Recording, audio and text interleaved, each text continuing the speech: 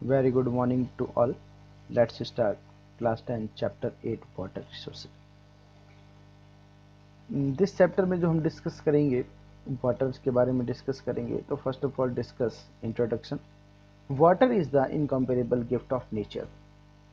Water एक ऐसा आपका एक अतुलनीय एक उपहार है जो आपको प्रकृति की तरफ से दिया गया है, जिसकी किसी से तुलना नहीं की जा सकती। Which provides base to all the activities on the earth. इसी की बेसिस से आपकी अर्थ के अंदर इस ग्लोब में, इस दुनिया में जितनी भी आपकी एक्टिविटीज होती है वो आपकी वाटर की बेसिस से होती है। अगर वाटर अगर नहीं होता, रिसोर्सेज अवेलेबल नहीं होता, तो आपकी एक्टिविटीज को रन अप करना पॉसिबल नहीं होता।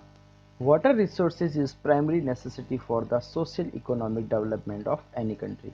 हर एक कंट्री में आपके जितने भी आपके सोशल इकोनॉमिक डेवलपमेंट है उसके लिए जो रिस्पॉन्सिबल या प्राइमरी जो नेसेसिटी जो इंपॉर्टेंट जो चीज़ है वो आपका वाटर रिसोर्सेज है। In the ancient time river valleys remain the places of development of human civilisations. प्राचीन समय में इसका जो मोस्ट इम्पोर्टेंट जो हमें एक व्यू दिखाई देता है बेस का, वो हमें दिखाई देता है कि एंशियंट टाइम की जितनी भी आपकी सिविलाइजेशंस हैं, चाहे Harappa civilisations, Mohenjodaro civilisations, Kalibanga civilisation, इनका जो मैक्सिमम जो डेवलपमेंट हुआ है इन बस्तियों का, इन एरियाज का, प्लेसेस का, वो आपके रिवर बैंक्स एरिया में हुआ। मतलब इनके जो किनारा जो एरिया है वहाँ पर इनका डेवलपमेंट हुआ है। Water constitutes 71% and land constitutes 29% of total surface of the earth. मान लीजिए कि अर्थ के 100% एरिया में से आपका 71% एरिया आपका वाटर एरिया है और 29% जो आपका सरफेस एरिया है वो आपका लैंड एरिया है। Out of the total water resources available on the earth, 97% of this water exists in the form of saline water in the oceans। 71% में से आपका 97% जो आपका वाटर एरिया है वो आपका सलाइन वाटर है, खारा पानी है, जो आपका कहाँ पर लोकेटेड है, ओशियंस में लोकेटेड है। Remaining 3% is usable fresh water. 97 तो आपका सलाइन वाटर और जो रिमेनिंग जो आपका 3% है वो आपका यूजेबल फ्रेश वाटर है, मतलब वो ताज़ा पानी है। नेक्स्ट देखें, out of this usable water, मतलब जो आपका 3% है यूजेबल वाटर, उसका जो 69% है वो आपका आइस फॉर्म में है, मीन्स वो आपके बर्फ़ के फॉर्म में है। Like example Antarctica, Greenland, other smallest जो भी आपके आइसलैंड्स हैं उसमें आपके लोकेटेड हैं। 30% in the form of underground water, और उसका जो 30% है वो आपका कहाँ पर लोकेटेड है, फ्रेश वाटर का अंडरग्राउंड वाटर है, भूमिगत जल है। द रिमेनिंग 1%, 69% तो आपका 69 तो आपका है आइस फॉर्म में, 30% अंडरग्राउंड वाटर, टोटल 99%। अब रिमेनिंग जो आपका 1% है वो आप डायरेक्ट यूज़ करते हैं, चाहे ड्रिंकिंग वाटर है, मतलब पीने के पानी के लिए, इरिगेशन सिंचाई के लिए, एंड अदर इकोनॉमिक एक्टिविटीज़। एक आपके सामने एक मैप दिया गया है, उस मैप के थ्रू आप देखें 69% जो आपका एरिया है वो आपका कैसा एरिया है, वो आपका ग्लेशियर फॉर्म में है, आइस फॉर्म में है। कौन से फॉर्म में है, आइस फॉर्म में। नेक्स्ट जो है वो 30% है जो आपका अंडरग्राउंड वाटर है। कौन सा वाटर है, अंडरग्राउंड वाटर है। और रिमेनिंग 1% जो आपका एरिया है वो आप drinking, irrigation and other economic activities में यूज़ करते हैं। नेक्स्ट पॉइंट देखें, वाटर मैनेजमेंट। आपके एग्जाम के पॉइंट ऑफ व्यू से बहुत ही इंपॉर्टेंट है, हर बार इसमें से एग्जाम में क्वेश्चन पूछे जाते हैं। One side due to increase in the size of human population, modern lifestyle and non-scientific use of water have raised the pressure on water resources। जैसे जैसे आपकी पॉपुलेशन में इंक्रीमेंट हो रहा है, क्योंकि प्रेजेंट टाइम जो पॉपुलेशन है काउंटिंग 2020 लगभग जो 135 करोड़ 135 करोड़ पॉपुलेशन आपकी अवेलेबल है इन इंडिया। जैसे जैसे आपकी पॉपुलेशन बढ़ती जा रही है, मॉडर्न लाइफ स्टाइल में इंक्रीमेंट होता जा रहा है, नॉन साइंटिफिक यूजेज बढ़ता जा रहा है, इस वजह से आपके वाटर पर क्या बढ़ता जा रहा है, दबाव बढ़ता जा रहा है, आप सभी जानते हैं, यूजेज बढ़ता जा रहा है। On the other side, the maximum amount of rain water reaches to the oceans through surface flow by river without its proper utilizations। एक साइड में आपका पॉपुलेशन बढ़ता जा रहा है, आपकी एक्टिविटीज़ में इम्प्रूवमेंट हो रहा है, यूजेज में इम्प्रूवमेंट हो रहा है। दूसरी साइड क्या हो रहा है कि आपके जो रेन वाटर है, मतलब जो आपका रेनफॉल है इंडिया में, उसमें से आपका ज़्यादातर जो वाटर है वो आपका रिवर के थ्रू, मतलब क्योंकि हमारे यहाँ पर प्रॉपर यूटिलाइजेशन, प्रॉपर सिस्टम नहीं होने की वजह से मैक्सिमम जो आपका रेनफॉल वाटर है वो आपका रिवर के थ्रू कहाँ चला जाता है, ओशंस में चला जाता है, जिसका हम क्या नहीं कर पाते हैं, यूज नहीं कर पाते हैं। इन दिस सिचुएशन, इसी सिचुएशन के आधार पर it is direct need of the time to ensure the supply of water by adopting water management technique.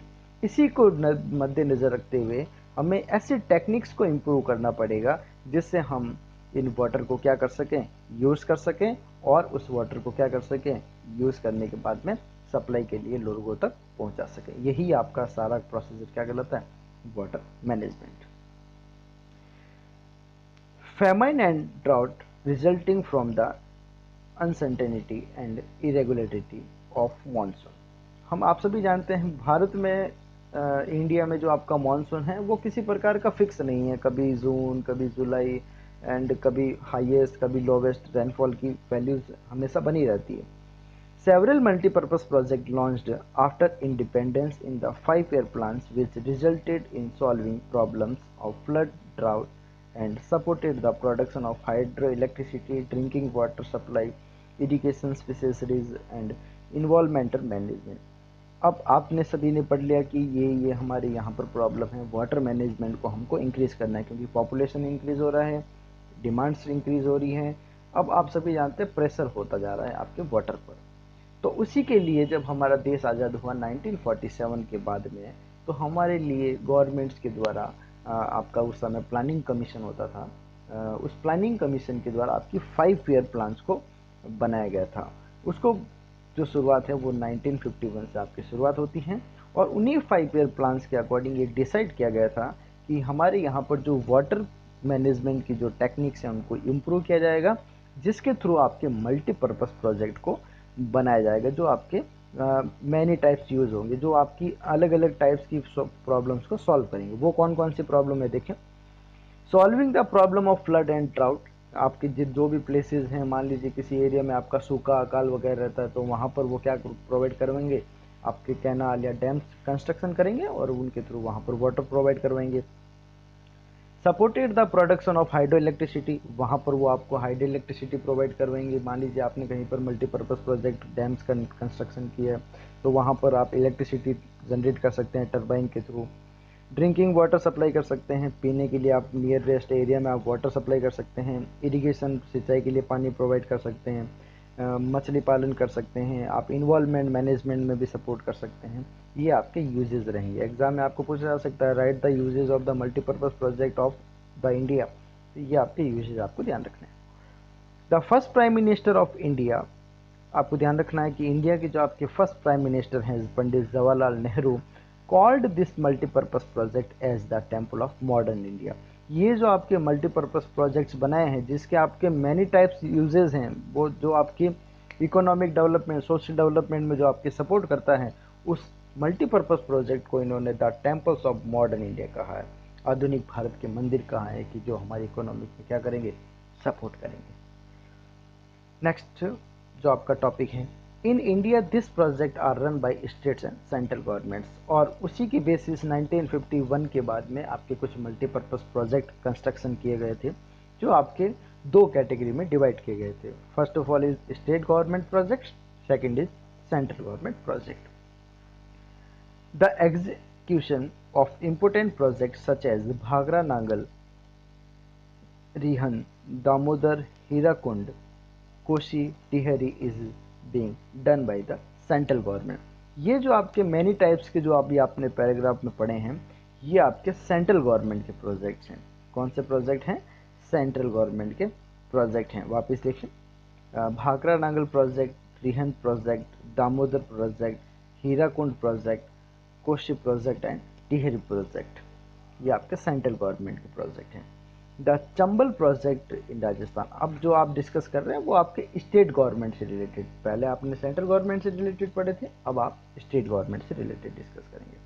The Chambal project in Rajasthan, Nagarjuna Sagar project Andhra Pradesh, Tungabhadra project Andhra Pradesh and Karnataka, Sardar Sarovar project Gujarat MP and Rajasthan, Mayurakshi and Farakka project West Bengal, Mahi project Gujarat and Rajasthan, Gandak project Bihar and UP and Machkund project Andhra Pradesh Odisha are being done by the state government. और ये जो आपके अलग अलग types के जो states governments के जो आपके प्रोजेक्ट्स हैं, जो आपके अलग अलग स्टेट्स में रन किए जाते हैं अलग अलग गवर्नमेंट के द्वारा। तो आपको एग्जाम में पूछा जा सकता है कि तुंगभद्रा जो आपका प्रोजेक्ट है वो आपका कहाँ पर लोकेटेड है।